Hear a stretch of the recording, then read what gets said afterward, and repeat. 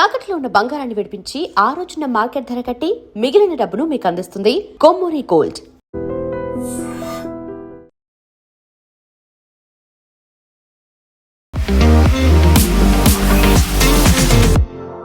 నమస్తే, నేను Kavitha. Welcome to I dream news and నిజాలు.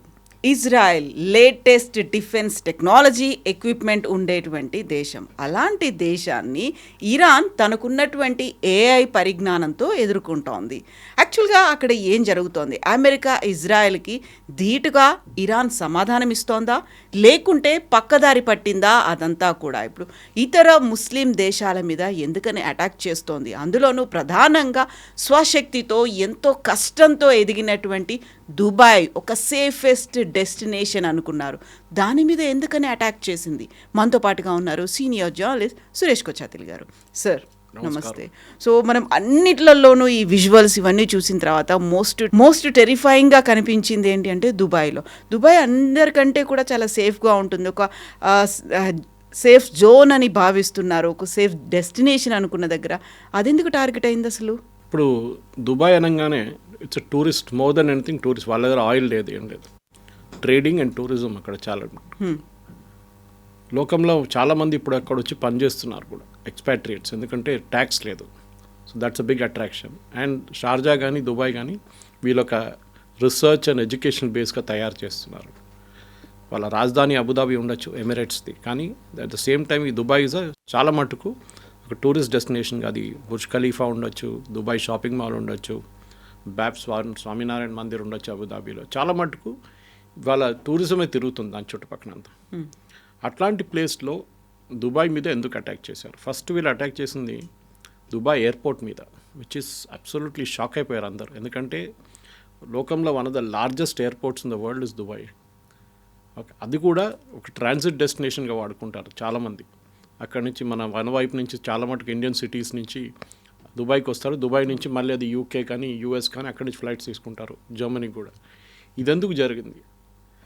ఎందుకంటే ఇప్పుడు ఇరాన్ ఒక రీజనింగ్ ఏంటంటే, ఇరాన్ వాళ్ళ రీజిమ్ లేదు ఇప్పుడు. వాళ్ళ హెడ్ ఆఫ్ సుప్రీం లీడర్ పోయారు, 40 కమాండర్లు పోయారు. వాళ్ళ దగ్గర ఉన్న అంత సెకండ్ లెవెల్ కమాండర్స్ ఉన్నారు ఇప్పుడు. వాళ్ళు నిర్ణయం తీసుకుంటున్నారు ఇప్పుడు. పాసిబ్లీ వీళ్ళు రాసి పెట్టుంటారు ముందే, నేను పోతే కూడా చేయాలని చెప్పేసి. ఏంటంటే ఎకనామిక్ అసెట్స్ని కొట్టండి. ద సేమ్ టైం యూఎస్ వాళ్ళ బేస్ ప్రతి దేశంలో ఒక బేస్ ఉంటుంది యూఎస్కి, వెస్ట్ ఏషియాలో. అది యుఏఈ ఉండొచ్చు, బహ్రెయిన్ ఉండొచ్చు, సౌదీ అరేబియా ఉండొచ్చు, ఒమాన్ ఉండొచ్చు, ఏ దేశం అయినా, ఖతార్ విత్ బిగ్గెస్ట్ బేస్. ఎక్కడున్నా కానీ వాళ్ళని హిట్ చేయండి మీరు. సెకండ్, వీళ్ళ ఎకనామిక్ అసెట్స్ని కొట్టండి. సౌదీ అరేబియా అరామ్కో రిఫైనరీ కొట్టారు నిన్న, విచ్ ఇస్ అబ్సల్యూట్లీ లోకంలో ఏం చెప్తారు, one of the biggest refineries అది. దాంతో ఇమ్మీడియట్గా ఆయిల్ ప్రైసెస్ పెరిగింది. స్ట్రైట్ ఆఫ్ హోర్మూజ్ అయితే క్లోజ్ చేశారు, అది ఇంకోటి. చూడండి, అసెట్స్ని కొడుతున్నారు, స్ట్రైట్ ఆఫ్ హోర్మూజ్ క్లోజ్ చేశారు. అది కాకుండా బహ్రెయిన్ వైపు యుఎస్ 7th ఫ్లీట్ని కొట్టారు. బహ్రెయిన్లో ఉన్న సివిలియన్స్ బిల్డింగ్ని కూడా కొడుతున్నారు. నేను ఒమాన్ అనే రాజ్యం వాళ్ళది పీస్ టాక్స్ నడిపిస్తున్న వాళ్ళే. మా బ్రదర్ ఒమాన్ ఉంటాడు, ఆయన అన్నాడు మన మీద ఎవరు దాడి చేయరని చెప్పారు. గంట సేపు తర్వాత ఆడే మెసేజ్ నాకు పెట్టాడు, బాంబు పడ్డది ఇక్కడ కూడా అని చెప్పి. ఎప్పుడు అనుకోలేదు వాళ్ళు ఏమనుకున్నారంటే మేము చాలా సేఫ్గా ఉంటాం, మమ్మల్ని మేమే నెగోషియేట్ చేస్తున్నాం వీళ్ళ వైపు నుంచి, మా మీద అందుకు బాంబు వేస్తాం. వాళ్ళ మీద కూడా వేసారు తీసుకొచ్చి. సో ఇదొక ప్రాబ్లం వస్తుంది. ఇరాన్ 2 రీజన్స్ ఉండొచ్చు కవిత గారు దీంట్లో. ఒకటి, ఇరాన్ ఏం చెప్తున్నా అంటే వీ విల్ నాట్ సరెండర్. మా దగ్గర ఉన్న బ్యాలిస్టిక్ టెక్నాలజీ మీరేదో చాలా చిన్న పిల్లల దగ్గర దివాళీ పండగలాగా అనుకున్నారు, కాదు.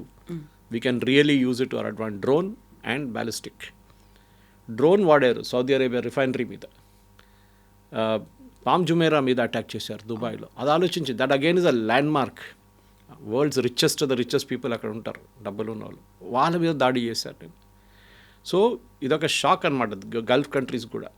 వాళ్ళు మొన్నదాకా ఏమనుకున్నారంటే, దట్ మా మీద దాడి చేయరు, మ్యాక్సిమం అమెరికన్ బేసెస్ మీద దాడి చేస్తారు, అది వాళ్ళు చూసుకుంటారు, మా మీద చేయరు అనుకున్నారు. ఈవెన్ 12 Day వార్లో అప్పుడు జరిగినప్పుడు 6 months ముందు అప్పుడు చూశారు మీరు, అప్పుడు డైరెక్ట్ ఖతార్ మీద వాళ్ళు దాడి చేశారు. కానీ Qatar air force base, US air force మీద దాడి చేశారు ఖతార్ మీద. అది కూడా చెప్పి చేశారు వాళ్ళు, మేము పంపిస్తున్నాం డ్రోన్లు అని చెప్పేసి. ఇది అట్లా కాదు. ఇది ఇప్పుడు ఇవాళ పొద్దున American embassy Riyadh, Saudi Arabian capital ఉన్న అమెరికన్ ఎంబసీని కొట్టారు, రెండు డ్రోన్లతో కొట్టారు. అంటే మనం అనుకున్నాం ఇది వీళ్ళ దగ్గర అసలు బేసిక్ టెక్నాలజీ కూడా లేదనుకోని నాకు డౌట్ ఏమొస్తుందంటే బహుశా వీళ్ళకి చైనా దగ్గర నుంచి హెల్ప్ వస్తుందని యూఎస్ ఇంటెలిజెన్స్ ఇప్పుడు చెప్తున్నారు. చైనా మాత్రం సైలెంట్గా ఉంది. ఎందుకంటే వీళ్ళ దగ్గర శాటిలైట్స్ లేవు.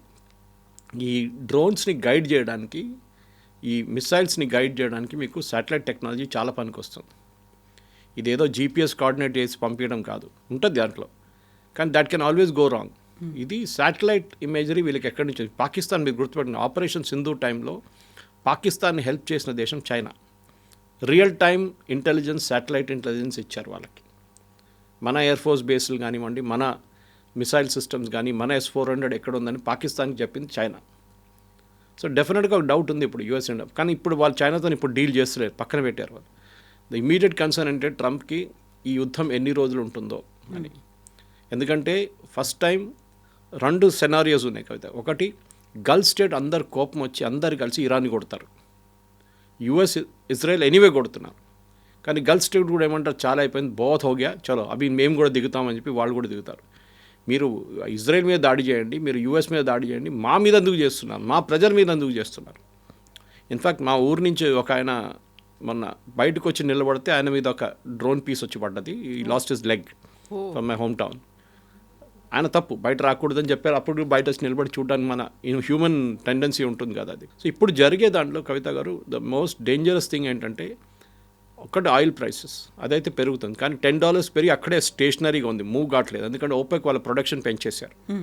So that will strait of Hormuz open పెట్టడానికి చాలా క్రూషియల్. ఎందుకంటే సూయజ్ కెనాల్ నుంచి వచ్చి స్ట్రైట్ ఆఫ్ హార్మూజ్ నుంచి వచ్చి ఒక యూటర్న్ తీసుకుంటుంది చిన్న, at the widest point near Gulf of Oman 36 కిలోమీటర్లు అంతే ఇది వెడల్పు. అక్కడి నుంచి షిప్స్ ఇట్లా తిరిగి రావాలన్నమాట, ఒక డ్యాన్స్ చేస్తారు వాళ్ళు, అది literally. And these are huge crude oil ships అనమాట, మ్యాసివ్. వీళ్ళని ఆపారనుకోండి, ఇది మొన్ననే ఒకటి ఫైర్ చేశారు ఒమాన్ దగ్గర, దాని మీద స్టిల్ ఆన్ ఫైర్ యాక్చువల్లీ ఆ షిప్. మొత్తం ఆగిపోతే గల్ఫ్లో నుంచి బయటికి వచ్చే 20% టోటల్ పెట్రోలియం ప్రోడక్ట్స్ ఆగిపోతుంది, గ్యాస్ అండ్ పెట్రోలియం రెండు.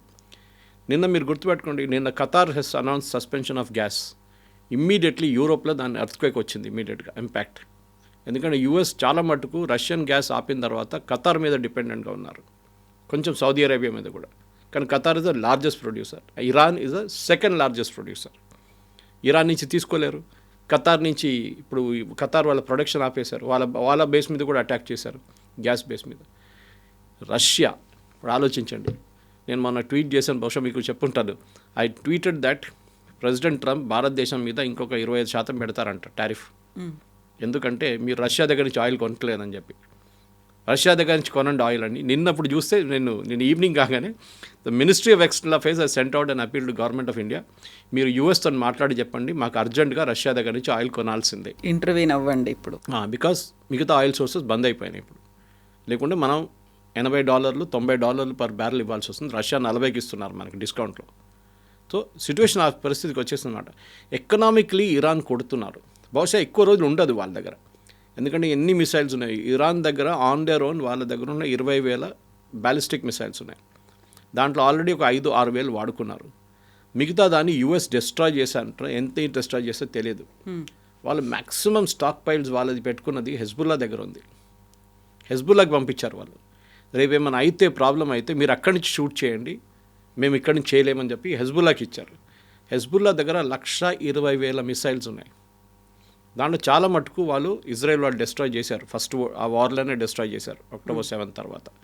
ఇంకా ఎంత ఉందో అని అడిగితే 40,000 ఉందంటున్నారు ఇప్పుడు దాకా. ఆ 40,000లో ఆల్మోస్ట్ ఒక 5,000 మొన్న వాడారు వాళ్ళు లాస్ట్ 1 వీక్లో. దాన్ని కూడా ఇజ్రాయెల్ తర్వాత ధ్వంసం చేశారు, లాంచ్ చేసిన ధ్వంసం చేశారు, మిసైల్ ప్రొడక్షన్. ఇప్పుడు ఇరానియన్ మిసైల్ ప్రొడక్షన్ ఫెసిలిటీ మీద కొడుతున్నారు అమెరికా. ఎందుకంటే ఏ ఫ్యాక్టరీ అన్నా వీళ్ళని హెల్ప్ చేస్తున్నారో ఈ మిసైల్ ప్రొడక్షన్ వాళ్ళు కొడుతున్నారు. సో మనం ఐ థింక్ అమెరికా కూడా ఇరానియన్ టెక్నాలజీని అండర్ ఎస్టిమేట్ చేశారు. ఇరాన్ దగ్గర ఏదో చిన్నపిల్లల దగ్గర ఉన్న దివాళీ రాకెట్ లాగా పటాకాలాగా అనుకున్నారు, కాదు. I think they got a very sophisticated technology వాళ్ళ దగ్గర. Iranian education system is one of the best. వాళ్ళ మెడిసిన్, ఇంజనీరింగ్, లైఫ్ సైన్సెస్ చాలా మంచిది వాళ్ళది. And I think they really వాళ్ళు వాడుకున్నారు ఆ టెక్నాలజీని. టర్కీ దగ్గర నుంచి ఏమైనా నేర్చుకున్నారా, చైనా దగ్గర నుంచి టెక్నాలజీ తీసుకున్నారు? Yes, possible. చైనా దగ్గర నుంచి డెఫినెట్ తీసుకొని ఉంటారు. రష్యా వైపు నుంచి ఎక్కువ తీసుకోలేదు, ఎందుకంటే రష్యా దగ్గర ఇప్పుడు లేదు, they don't have any stock piles. అంటే వాళ్ళ దగ్గర మిసైల్ తీసుకొచ్చి పెట్టే స్పేస్ కూడా లేదు వాళ్ళ దగ్గర. ఆ పరిస్థితుల్లో ఇప్పుడు నెక్స్ట్ 3 రోజుల్లో అమెరికా ఇవాళ పొద్దున వార్నింగ్ ఇచ్చారు ట్రంప్ దట్ చాలా పెద్ద ఒక అటాక్ జరగబోతుంది, we will attack them with everything అన్నారు. ఆ everything is gone to be very dangerous. ఎందుకంటే దాని తర్వాత మళ్ళీ వెస్ట్ ఏషియా ఎక్స్ప్లోడ్ అవుతుందో లేదో మనం చెప్పలేం. ఇప్పుడు దాకా మనమైతే సేఫ్ ఉన్నాం, మన వైపు ఏం రాలేదు. కానీ ఇక్కడ మన మీద మనకు అన్నిటికీ పెద్ద ప్రాబ్లం రాబోతుంది పెట్రోలియం ప్రైసెస్. అది మనకి రష్యా దగ్గర నుంచి కొనుక్కుంటే వీ విల్ రెడీ, శాంక్షన్స్ పెట్టండి మా మీద, మాకు కావాలి రష్యా దగ్గర తీసుకుంటామంటాం మనం. అండ్ ప్రెసిడెంట్ ట్రంప్ ఆల్సో వాళ్ళు ఏం చేయరు, they will agree to it. ఈ పరిస్థితుల్లో రష్యా గ్యాస్ కూడా సప్లై చేయాల్సి వస్తుంది యూరోప్కి. అది ఆపెట్టారు. నార్త్ స్ట్రీమ్ పైప్ లైన్, ఒక పైప్ లైన్ ఉంది గ్యాస్ది, అది ఆఫ్ చేసి పెట్టారు వీళ్ళు యూరోపియన్. మాకు అక్కర్లేదు గ్యాస్ మీ దగ్గర నుంచి అని చెప్పి ఇప్పుడు అడుగుతున్నారు నిన్నటి నుంచి, ప్లీజ్ మాకు గ్యాస్ ఇవ్వండి అని చెప్పి. బికాస్ యూరోప్లో వింటర్ ఇప్పుడే అవుతుంది. సో దట్ మ్యాసివ్ ఇంపాక్ట్ ఉండబోతుంది యూరోప్ మీద. పెట్రోలియం ప్రైసెస్ డబుల్ అయిపోతుంది యూరోప్లో. ఎందుకంటే యూరోప్ దగ్గర ఒక్క ప్లేస్ కూడా పెట్రోలియం ప్రొడక్షన్ ఫెసిలిటీ లేదు వాళ్ళ దగ్గర. రిఫైనింగ్ స్పేస్ ఉండొచ్చు కానీ పెట్రోలియం ప్రొడక్షన్ లేదు. సో మన వైపు నుంచి మనం వెనజువేలా, యుఎస్, రష్యా వీళ్ళు 3 సోర్సెస్ నుంచి మనం తీసుకోవాల్సి వస్తుంది. ఈ వార్ ఎండ్ అయిపోతే, స్ట్రైట్ ఆఫ్ హార్మూజ్ ఓపెన్ అయిపోతే దెన్ సిచ్యువేషన్ మళ్ళీ బ్యాక్ టు నార్మల్ వచ్చేస్తుంది. కానీ దాని టైం పడుతుంది. మినిమం ప్రెసిడెంట్ ట్రంపే చెప్తున్నారు ఒక నెల పడుతుందని చెప్పేసి. 3-4 వీక్స్ కంటిన్యూ అవ్వచ్చు అంటున్నారు. We have enough stock. వాళ్ళకి డౌట్ ఏముందంటే నిన్న రాత్రి కూడా జనరల్ పెట్రోల్స్ వాళ్ళ రిటైర్డ్ చీఫ్ అన్నారు, చీఫ్ ఆఫ్ స్టాఫ్ ఉన్న యుఎస్ ఆర్మీది, ఆయన ఏమన్నారంటే I have a doubt America దగ్గర అన్ని మిసైల్స్ ఉందా లేదా అని చెప్పి. మా దగ్గర అన్ని మిసైల్స్ ఉందా లేదా నాకు డౌట్ ఉంది, ఎందుకంటే చాలా వాడుతున్నాం మనం, whether we have that enough production అంటే. Yesterday Trump has given an indication saying full production నడుస్తుంది, we will have no shortage of missiles. కావాలంటే బ్రిటన్ దగ్గర తీసుకుంటాం, జర్మనీ దగ్గర తీసుకుంటాం, ఫ్రాన్స్ దగ్గర తీసుకుంటాం. France has moved the aircraft carrier move చేశారు గల్ఫ్కి. యూకే పార్టిసిపేట్ చేయట్లేదు, భయపడుతున్నారు యూకే, ఎందుకంటే వాళ్ళ దగ్గర పెద్ద ఒక ముస్లిం పాపులేషన్ ఉంది యూకేలో. వాళ్ళు మళ్ళీ ఏదైనా అటాక్ చేస్తారని భయం ఉంది. వితిన్ యూకే ప్రొటెస్ట్ చేసి ఏమైనా అటాక్ చేస్తే ప్రాబ్లం అవుతుందని చెప్పి నిన్న పార్లమెంట్లో కూడా, వాళ్ళ పార్లమెంట్లో చాలా పెద్ద ప్రాబ్లం జరిగింది నిన్న డిబేట్లో. నేను చూశాను, లైవ్గా చూశాను. ఇప్పుడున్న పరిస్థితుల్లో కవిత గారు ఇట్స్ అ మెస్. ఇది ఎన్ని రోజులు ఎవరికి కెపాసిటీ ఉందో దాని మీద ఉంటుంది. ఇరాన్ది అయితే డెఫినెట్లీ ఇరాన్కి ఒక రోజులు ఒక 3-4 వేలు వాళ్ళు యూజ్ చేస్తే కూడా వాళ్ళకి వారం రోజు తర్వాత వాళ్ళు ఏం చేయలేరు. And that is going to be very crucial. Iranian regime పడిపోతుందా లేదా అని ఇప్పుడు అందరూ అదే చూస్తున్నారు, ఎదురు చూస్తున్నారు అనమాట. ఏ రోజు వాళ్ళు అగ్రీ చేస్తారో దెన్ సిచ్యువేషన్ మారిపోతుంది. ఇప్పుడు ఒమాన్ మాట్లాడుతున్నారు, పీస్ టాక్స్ నడుస్తుంది, మళ్ళీ జెనీవాలో స్టార్ట్ చేద్దామని చెప్తున్నారు. కానీ నాకైతే డౌట్ ఉంది, Iranian regime will not change. ఎందుకంటే వాళ్ళకి ఎండ్ గేమ్కి వచ్చేసారు. ఇప్పుడు పోతే మేము అందరు పోతాం. స్పెషలీ వాళ్ళ రెవల్యూషనరీ గార్డ్ 140,000 మంది ఉన్నారు. Revolutionary guards, hard core Khamenei supporters. వాళ్ళే రోడ్ మీద వచ్చి దిగుతున్న వాళ్ళని షూట్ చేశారు వాళ్ళే. నెక్స్ట్ వాళ్ళది ఒక సెమీ ఒఫీషియల్ ఉంది, ఒక గ్యాంగ్ లాగా ఉంది, అది 180,000. That's another form of IRGC. వాళ్ళ ఆర్మీ ఏమో 8 లక్షల మంది ఉన్నారు. ఆర్మీ వాళ్ళ దాకా ఇంటర్ఫియర్ చేయలేదు. ఇరానియన్ ఆర్మీ మీద అందరూ ఇప్పుడు ఎదురు చూస్తున్నారు. ఈ ఆర్మీ రేపు ఇరాన్లో ట్రంప్ చెప్పిన తర్వాత ఒక కూ లాగా చేస్తే దెన్ సిచ్యువేషన్ మొత్తం మారిపోతుంది. అది మనకు నెక్స్ట్ 2 to 3 డేస్లో తెలుస్తుంది కదా. బట్ ఇవన్నీ పోయి దుబాయ్ మీద ఎందుకు పడ్డారు అనేది, దుబాయ్ ఎంత కష్టపడి ఎంత డెవలప్ చేసుకొని వచ్చింది, అలాంటి దుబాయ్ మీద కూడా టార్గెట్ చేయడము అనేది మళ్ళీ అక్కడ దాన్ని రివైవ్ అవ్వడానికి చాలా టైం తీసుకుంటుంది. అండ్ ఇప్పుడు ప్రపంచం చూస్తేనేమో World War III లోడింగ్ అనేటువంటి మాట ఎందుకు వినిపిస్తోంది అసలు? World War III అయితే రాదండి. World War III this is going to B inter reason conflict. World war అంటే అన్ని నేషన్స్ ఇంపాక్ట్ అవుతుంది. ఇన్వాల్వ్ అవ్వాలి అప్పుడు. చూడండి, సెకండ్ వరల్డ్ వార్లో యూఎస్ ఇన్వాల్వ్ కాలేదు. Till pearl harbour was hit. Japanese వచ్చి పర్ల్ హార్బర్ కెమికల్స్ అటాక్ చేసిన తర్వాతనే యూఎస్ దిగారు దాంట్లో. అది కూడా యూఎస్ ఏం చేశారు, వచ్చి జపాన్ మీద 2 బాంబులు పడేశారు, ఖతం అయిపోయింది, యుద్ధం ఫినిష్. అప్పుడు దాకా వాళ్ళు జర్మనీ కొట్టుకుంటున్నారా, సోవియట్ యూనియన్ కొట్టుకుంటున్నారా, జర్మనీ వెళ్ళి గ్రీన్లాండ్ ఆక్యుపై చేసుకుంటారా, డెన్మార్క్ ఆక్యుపై చేసుకుంటారా, స్పెయిన్ ఆక్యుపై చేసుకుంటారా, వాళ్ళు చూడలేదు. They are not bothered Americans. So third world war అనేది ఇట్స్ ఓన్లీ ఒక టర్మ్ అది. కానీ ఇప్పుడు జరుగుతుంది ఏంటంటే మనం ఎవరి గురించి మాట్లాడలేము. రష్యా యుక్రెయిన్ వార్ ఏమైంది కవిత గారు? ట్రంప్ ఏమన్నారు, నేను ప్రతి దేశాన్ని ఎక్కడెక్కడ యుద్ధాలు ఉన్నా నేనే ఆపుతున్నానని చెప్పిన ట్రంప్ ఆయన ఇప్పుడు యుద్ధంలో దిగారు. రీసెంట్గా 4th ఇయర్ కూడా కంప్లీట్ చేసుకుంది. అక్కడ పాకిస్తాన్, ఆఫ్ఘనిస్తాన్ కొట్టుకుంటున్నారు. పొద్దున ఒక మీమ్ చూశాను, మన ఇండియాలో ఏం చేస్తున్నారంటే మనం 3rd or 4th హోలీ అని కొట్టుకుంటున్నామంట. మన మన వార్ అదే ఉందంట. మనకి ఇంటర్నల్గా ఉన్నాయి బోల్డ్ ఇష్యూస్. ఇంటర్నల్ వార్లు థర్డ్ కుందా ఫోర్త్ కుందా హోలీ అని చెప్పి కొట్టుకుంటున్నారు. అది మన వార్ అన్నమాట. సో మనం వీఆర్ లక్కీ. మీరు ఆలోచించండి, ప్రతి దేశం ఈజ్ ఆన్ ద ఎడ్జ్. ఆ రీజన్ నుంచి మన పక్కన ఉన్న భారతదేశం ఎక్కువ దూరం లేవు మనం. Oman and all is very close మనకి. ఒక మిసైల్ ఫైర్ చేస్తే రేపు Iran, it can even land in India. కానీ వీఆర్ బీయింగ్ వెరీ కేర్ఫుల్. ఎవరు సైడ్ తీసుకోకుండా మోదీ గారు ఈవెన్ ఖమనీ డెత్ని మనం కండెమ్ చేయలేదు. చాలా కేర్ఫుల్గా ఉన్నాం మనం. ఎందుకంటే చేస్తే ఒకటి అమెరికా యాంటగనైజ్ అవుతారు, రెండోది గల్ఫ్ కంట్రీస్ కూడా వాళ్ళు కోపం పడతారు. ఎందుకంటే వీళ్ళందరూ సున్నీలు, వేరే Shia, Iran is a Shia country. So ఇది జరగబోతుంది. పాకిస్తాన్లో చూడండి ఏం జరిగింది. పాకిస్తాన్లో వాళ్ళ కరాచీలో ఉన్న యుఎస్ ఎంబసీ మీద దాడి చేశారు అక్కడ ప్రొటెస్టర్స్. పాకిస్తానీ పోలీస్ ఏం చేయలేదు, చూసుకుంటూ నిలబడ్డారు వాళ్ళు. అమెరికన్ మెరైన్స్ లోపల నుంచి ఫైర్ చేసి 25 మంది చనిపోయారు వీళ్ళు పాకిస్తానీ ప్రొటెస్టర్స్. అక్కడ మెసేజ్ అయింది. కానివ్వండి, ఈ వార్ అయిన తర్వాత ప్రెసిడెంట్ ట్రంప్ చూడండి ఎట్లా కొడతారో అసీం మునీర్ని, షబాజ్ షరీఫ్ని. మా ఎంబసీ మీద దాడి చేస్తారా మీరు, మేము చూపిస్తాం మీకు. ఇప్పటి నుంచి కాళ్ళు 2-3 మిగిలిపోయిన మిసైల్ అక్కడ కూడా వేసేస్తారు పాకిస్తాన్ మీద కూడా. ఇదే జరగబోతుంది. ఈ right now we are busy with this, will let us finish this, then we will handle you later. అంటే అట్లాంటి ఎక్స్ట్రీమిస్ట్ ఎలిమెంట్స్ మీ దగ్గర ఉన్నారు. మన దగ్గర కూడా రియలైజ్ అవుతారంటారా? ఎందుకంటే ఎప్పుడు అమెరికా పాకిస్తాన్కి మద్దతు ఇస్తుంది, సపోర్ట్ చేస్తుంది, కావాల్సినటువంటి ఎక్విప్మెంట్ అంతా ఇస్తుంది. అది పాకిస్తాన్కి ఎప్పుడు ఇచ్చేది? ఫస్ట్ తాలిబాన్ టైంలో ఇచ్చారు, సోవియట్స్ని తరిమి కొట్టడం. దాని తర్వాత తాలిబాన్ కొట్టడానికి పంపించారు. ఇప్పుడు తాలిబాన్ పాకిస్తాన్ కొట్టుకుంటున్నారు. అమెరికాకి అక్కడ ఏం ఇంట్రెస్ట్ ఉందంటే అక్కడ నుంచి రేర్ ఎర్త్స్ బయటికి తీయాలి. వాళ్ళు కొంచెం డబ్బులు ఇన్వెస్ట్ చేశారు ప్రెసిడెంట్ ట్రంప్ కంపెనీలో, కొంచెం చాలా డబ్బులు ఇన్వెస్ట్ చేశారు. అసీం మునీర్ లాంటి వాళ్ళు, వాళ్ళని హ్యాపీగా పెట్టుకుంటున్నారు. కానీ ఇట్లాంటి సిచ్యువేషన్కి వచ్చినప్పుడు డెఫినెట్ ఐఎమ్ నో డౌట్ రేపు పాకిస్తాన్ చూడండి, ఇప్పుడు చనిపోయిన తర్వాత కూడా ఖమేనీ పాకిస్తాన్ ఇజ్రాయెల్ని తిడుతున్నారు, which Israel will not take it lightly. ఎందుకంటే నెక్స్ట్ అటామిక్ పవర్ ఉన్నది గల్ఫ్ కంట్రీస్లో అండ్ ముస్లిం వరల్డ్లో ఇస్ విత్ పాకిస్తాన్. వాళ్ళు ఎప్పుడో కొట్టడానికి ప్లాన్ చేస్తున్నారు, ఎక్కువ లొల్లి చేస్తే వాళ్ళు కొడతారు. కానీ ద ప్రాబ్లమ్ ఇస్ పాకిస్తాన్ దగ్గర ఉన్న అటామిక్ కేపబిలిటీ అంతా యూఎస్ దగ్గర ఉంది, యూఎస్ నిఘాలో ఉందని. వాళ్ళు దాన్ని తాళం చేయ వాళ్ళ దగ్గర ఉంది. Pakistan cannot use it. అది యూఎస్కి ఎప్పుడో తెలుసు. అది పిచ్చోన్ చేతిలో రాయిలాగా అయిపోతుంది. అది ఎక్కడ పడేస్తాడో తెలియదు తీసుకెళ్ళి. సో ఇట్లాంటి పరిస్థితుల్లో ఇప్పుడున్న దాంట్లో డెఫినెట్గా పాకిస్తాన్కి వాళ్ళ ఎంత ఎఫర్ట్ పెట్టినా కానీ గల్ఫ్ కంట్రీస్ వాళ్ళు పట్టించుకోరు. ఇటువైపు ఏమో సౌదీ అరేబియా వాళ్ళ ప్రాబ్లం ఉంది, వాళ్ళ మీద దాడి చేస్తున్నారు. రియాద్ మీద దాడి చేశారు, వాళ్ళ అరామ్కో ఫ్యాక్టరీ మీద దాడి చేశారు. ఖతార్ దాడి జరిగింది, కువైత్ మీద దాడి చేశారు. ఎక్కడ ఇన్వాల్వ్ లేని దేశాలు అందరి మీద దాడి చేస్తున్నారు. ఎందుకంటే you are all supporting the US base. అక్కడ సైప్రస్లో కొట్టారు, యూకే బేస్ని కొట్టారు. ఎందుకంటే అక్కడ నుంచి ప్లేన్స్ టేక్ ఆఫ్ చేస్తుంది. అంటే అంత నాలెడ్జ్ ఉంది వాళ్ళకి.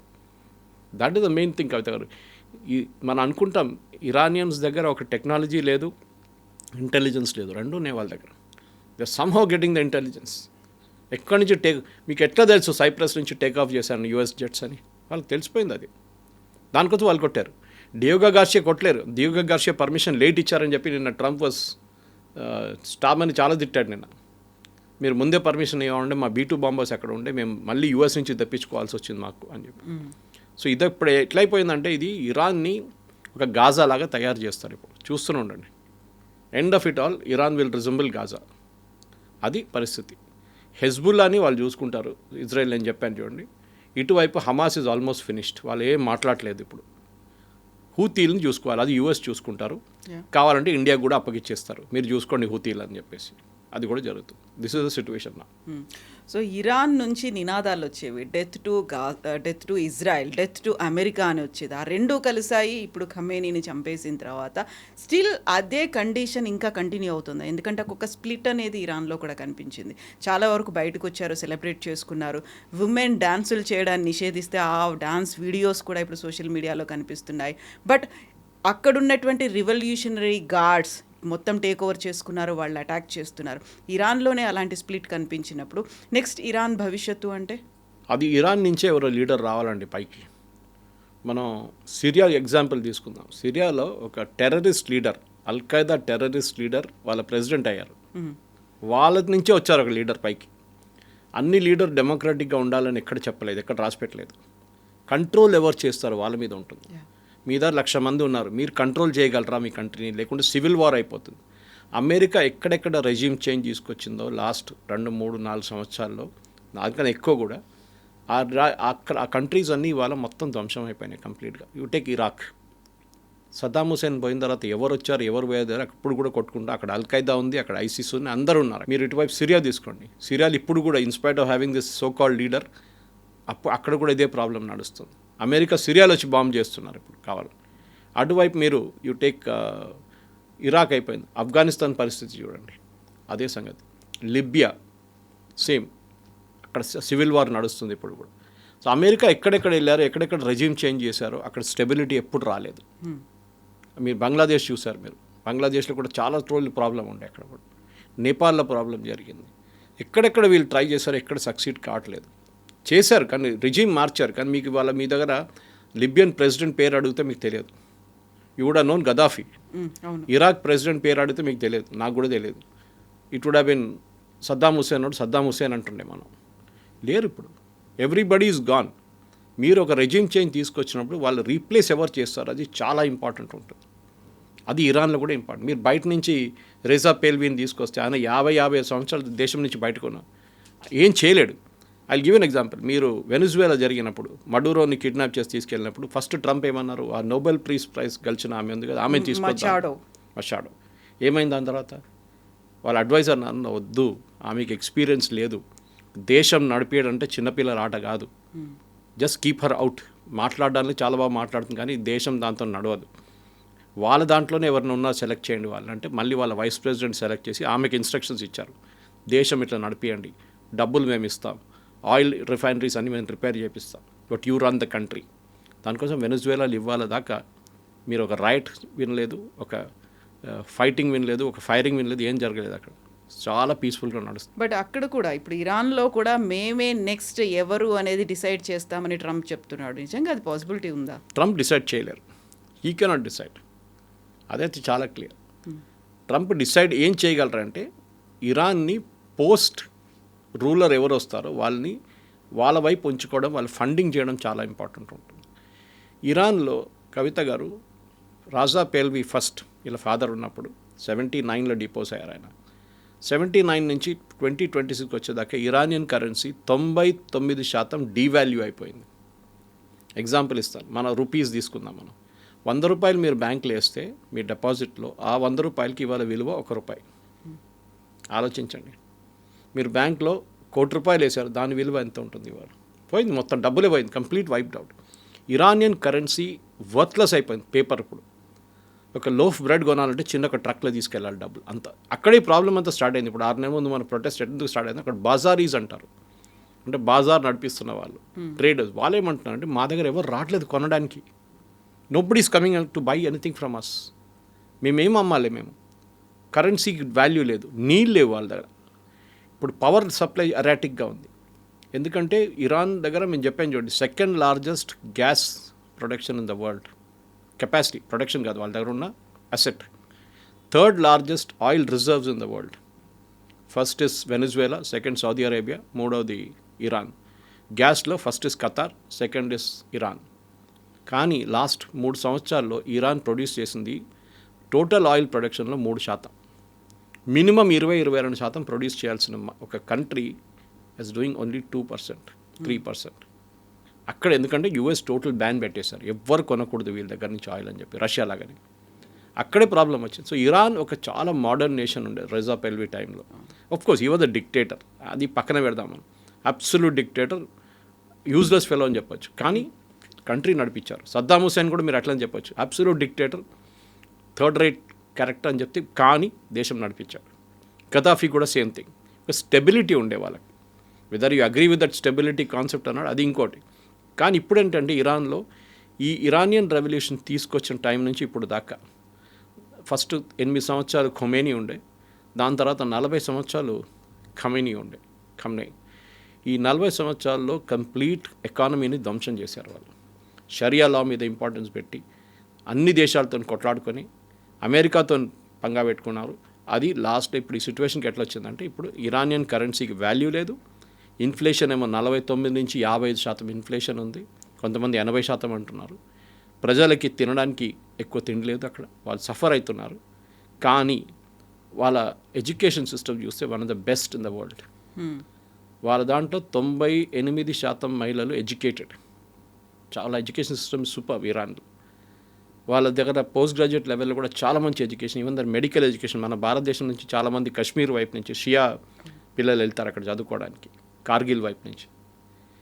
This is very important. Iran దగ్గర పొటెన్షియల్ ఉంది, ఆ పొటెన్షియల్ని నడిపించడానికి వీళ్ళకి తెలియదు. రేజా పేల్వీని ఎందుకు తీసేశారు బయట అంటే కరప్షన్, అబ్సల్యూట్ కరప్ట్ ఉండే ఆయన. యుఎస్ వాళ్ళని వాడుకున్నారు. ఆయనకన్నా ముందున్న ప్రెసిడెంట్ మొహమ్మద్ మెజీబ్ ఆయన కిందకి దింపారు 1953లో. వీళ్ళందరూ కలిసి చేశారు పని. ఎవరు యూకే MI6 అండ్ CIA కలిసి చేశారు. ఆయన పక్కన పెట్టి ఈయన తీసుకొచ్చారు షా ఆఫ్ ఇరాన్ని. ఆయన అసలు దేశం మొత్తం ధ్వంసం చేశారు. ఖొమేనీ దాని తర్వాత వచ్చారు. He lead the revolution after that. ఆయన ఒక లీడర్గా ఎగిరారు. ఆయన కానీ 8 సంవత్సరాలు ఉండలేకపోయారు. ఆయన ఆఫ్టర్ 8 years హీ డైడ్. కానీ ఈ రిలీజియస్ లీడర్స్ ఏంటంటే వాళ్ళు ఒకటే రూట్ ఉంటుంది వాళ్ళది, రిలీజియన్ ఎక్స్పాండ్ చేయడం, ఆ రిలీజియన్ని కంట్రోల్ చేయడం, మహిళల్ని కంట్రోల్ చేయడం, మహిళల్ని బయట రాకుండా. మీరు చూస్తుంటారు బుర్కా లేదు, హిజాబ్ వేయలేదని చెప్పి ఎంతో మహిళలను చంపారు వీళ్ళు. జుట్టు కనిపిస్తోంది అని అది. సో డెఫినెట్గా ఇరాన్లో కొత్త లీడర్షిప్ రావాలంటే నెక్స్ట్ ఒక 2 to 3 weeksలో వాళ్ళ దాని నుంచే ఎవరినైనా సెలెక్ట్ చేయాల్సి వస్తుంది. కానీ ఈ నేషనల్ గార్డ్, రెవల్యూషనరీ గార్డ్స్ ఉన్నారు చూడండి, వాళ్ళని ఫస్ట్ ట్యాకిల్ చేయాల్సి వస్తుంది. వాళ్ళ టాప్ లీడర్షిప్లో 22 మందిని చంపేశారు మన బాంబింగ్లో.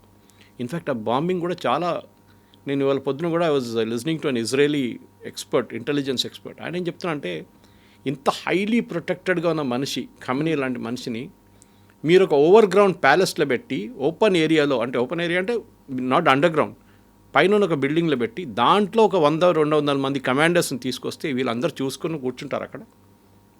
In fact the operation was planned on Tuesday, వెనస్డేకి పోస్ట్పోన్ చేశారు, థర్స్డేకి పోస్ట్పోన్ చేశారు, ఫ్రైడేకి పోస్ట్, లాస్ట్ సాటర్డే పొద్దున కొట్టారు. ఎందుకంటే వీళ్ళు అనుకున్నారు ఇప్పుడు దాకా ఇజ్రాయెల్ మా మీద దాడి చేసినప్పుడు రాత్రిపూట చేశారు, పొద్దున పూట ఎప్పుడు చేయలేదు, వాళ్ళు కొట్టారు మామూలు.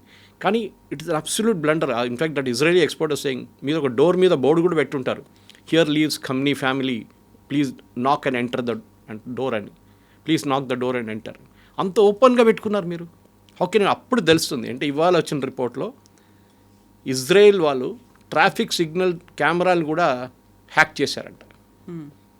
ఈ లీడర్స్ అందరూ ట్రావెల్ చేస్తున్న రూట్ చూసుకోవడానికి మన దగ్గర ట్రాఫిక్ కెమెరాస్ ఎందుకు పెడతారు, బండి ట్రాక్ అది కూడా ఇజ్రాయెల్ వాళ్ళు హ్యాక్ చేశారట. దాన్ని హ్యాక్ చేసి వీళ్ళందరూ ఏ రూట్లో వెళ్తున్నారు, ఎక్కడికి వెళ్తున్నారు కనుక్కుంటే అందరూ ఒకటే రూట్లో వెళ్తున్నారంట. And that the only fellow who escaped yesterday's bombing, I mean ఆ 28th బాంబింగ్ రోజు వాజ్ హెడ్ ఆఫ్ ఇంటెలిజెన్స్. ఆయనకి ఒంట్లో బాగాలేదంట, ఇంట్లో అనుకున్నాడు, ఆయన డెప్యూటీ అయినండి ఆడు చనిపోయాడు. సో ఆ పరిస్థితి they have bill to get superb intelligence.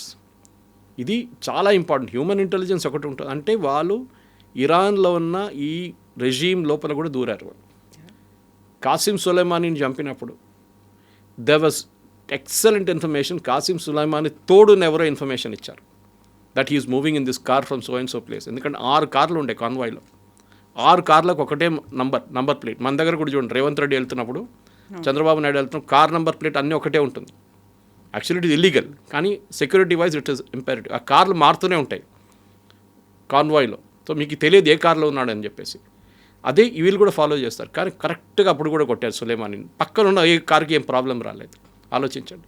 So Israeli intelligence ఆ రోజు జరిగిన దాడిలో చాలా క్లియర్గా, కానీ వీళ్ళు చేసిన అన్నిటికంటే పెద్ద బ్లండర్, అండర్ గ్రౌండ్ బంకర్లో మీటింగ్ పెట్టకుండా మీరు ఒక ఓపెన్ అంటే ఒక ప్యాలెస్లో మీటింగ్ పెట్టి చాలా ఓపెన్గా ఇజ్రాయెల్ చెప్పారు మీరు రావచ్చు కొట్టచ్చు మమ్మల్ని అని చెప్పి, వీఆర్ రెడీ అన్నట్టుగా. But I think that is a blunder, underestimating Israel, or they were plain stupid Iranians. ఎందుకు చేశారో అర్థం కావట్లేదు ఇప్పుడు కూడా. అది హైలీ ప్రొటెక్టెడ్ మనిషి. ఈయనని లాస్ట్ టైం 6 నెలల ముందు అటాక్ జరిగినప్పుడు కవిత గారు, దేవర్ రిపోర్ట్స్, ఇంటెలిజెన్స్ రిపోర్ట్స్ చాలా క్లియర్గా ఏం చెప్పారంటే they had him in the range. Khamenei ఉన్నారంట రేంజ్, కొట్టమంటారా? అప్పుడు యుఎస్ ప్రెసిడెంట్ ట్రంప్ చెప్పారంటే ఇప్పుడు వద్దు, కొడితే ఇది పెద్ద ప్రాబ్లం అవుతుంది. So Israel backed out. But Israel convince చేసింది మళ్ళీ ఇప్పుడు. న్యాచురల్లీ, బికాజ్ వాళ్ళు ఇప్పుడు నిన్న ఒక యూట్యూబ్ ఛానల్లో ఆర్గ్యూ చేస్తున్నారు, మన ఛానలే అనుకుంటాను, మరి ఇంకా ఏదో ఛానల్ గుర్తులేదు. నేను ప్యూరిటీ గురించి మాట్లాడుతున్నాను, యురేనియం ప్యూరిటీ. ఎగ్జాక్ట్లీ మన దగ్గర 20%, 30%, 60%, 80%. యాక్చువల్లీ 20% నుంచి మొదలు కావచ్చు. 20% మొదలైతే ఒక చిన్న క్రూడ్ బాంబ్ లాగా ఉంటుంది. మీరు ఎంత హై ప్యూరిటీకి వెళ్తారో అంత బాగుంటుంది వెపన్. అది చాలా ఇంపార్టెంట్. కానీ ఈ న్యూక్లియర్ వెపన్ ఎవరు వాడరు. అది ఒక థ్రెట్ లాగా వాడుకుంటారు అంతే. నా దగ్గర ఇది ఉంది చూడు, ఇప్పుడు కిమ్ జాంగ్ ఉన్నట్లని ఉంటుంది, నా దగ్గర వస్తే నేను పేల్ చేస్తాను అది. So nobody will go to him, అందరు దూరం ఉంటారు. ఇది అన్నమాట. అది రాకుండా చూడడానికి ఇజ్రాయెల్ జాబ్ ఉంది. 20% కూడా వాళ్ళు డర్టీ బాంబ్ అంటారు దాన్ని. మనం అమెరికాలో వాడారు అది ఒకసారి, డర్టీ బాంబ్, న్యూక్లియర్ బాంబ్, కానీ ఎక్స్ప్లోడ్ కాలేదు అది. టెర్రరిస్ట్ కొంతమంది ట్రై చేశారు.